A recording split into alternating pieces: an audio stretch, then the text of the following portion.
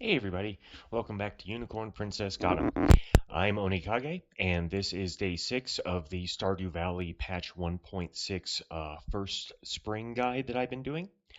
I had a plan for today, and based on the weather, it has completely changed, and I'm going to get into that briefly. Basically, especially in the first few weeks, if you are not currently upgrading something at the blacksmith and you get a notification that it's going to rain tomorrow, that is when you want to upgrade your watering can. That'll also, because this is super lucky that I got rain on day 6, because there's no way to upgrade on day 3, at least not that I found.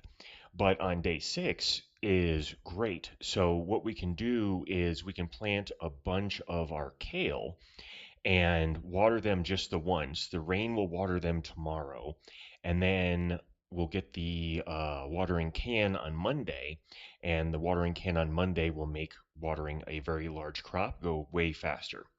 You only need to upgrade the watering can once because, at least with the way that I'm doing it, because you can, we'll get the quality sprinkler, especially with all the kale and other stuff we're doing. We'll get the quality sprinkler soon. And once you have that, you really don't need to water using the can very often. The sprinkler does it for you. So I've got some copper from the mine, and I'm just going to show that to you here. Oh, and of course, yep, there's the forge. So as you can see really quick, I've got 79. That lets me build 2 forges and then forge the rest into copper bars. 5 copper bars, 2,000 gold. Boom, that is our watering can done. Plus, I've got a ton of these I need to break open anyway, so we're going to be doing that. Oh, and I got a large goat milk from the traveling cart yesterday in addition to that tiger trout, because that's also something that you need for a bundle, and getting it now versus having to wait on a goat, super, super better, essentially.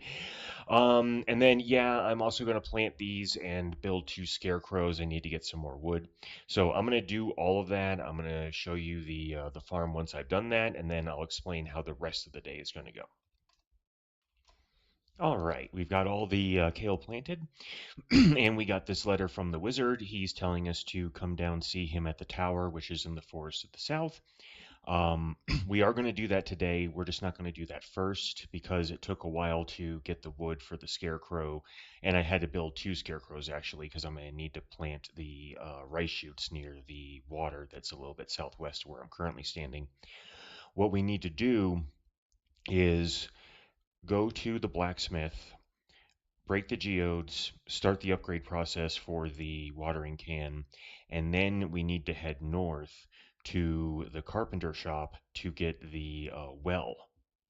Get that get that well started so that we don't have to go all the way down to the lake or past the chickens to refill the water can. And then we can go see the wizard after that. So I am going to go ahead and do the geode thing and then start the upgrade and just show you the inventory of what we got from our first geodes. All right, now it's just before 2 p.m., so we should have enough time to go south, donate this stuff to the museum, and then head north and get to the carpenter shop. Also, there was the quest on the daily bulletin board to bring Robin a leek. It didn't have a prize ticket, which I'm kind of surprised because we've already done one quest, so I thought the second one would give us a prize ticket, but it didn't. So we're going to sell our duplicates here. I'm sure you can gift these to people, but I'm not looking that up and going to do all that. So this will be enough to donate to definitely get us the cauliflower seeds that we need. So I am going to get the upgrade started, donate, and then I will resume once we are at the carpenter workshop. All right, so we got all that taken care of. We got here before 3 p.m., so we still are doing great on time. And we are just going to go over, and as you can see, the well is very inexpensive, and it only takes 2 days to build. Before I do that, though, I'm going to show you, you don't have to buy anything to do this. This option is just always here under any of the buildings. For this particular farm, if you look down here, this is where the cave is.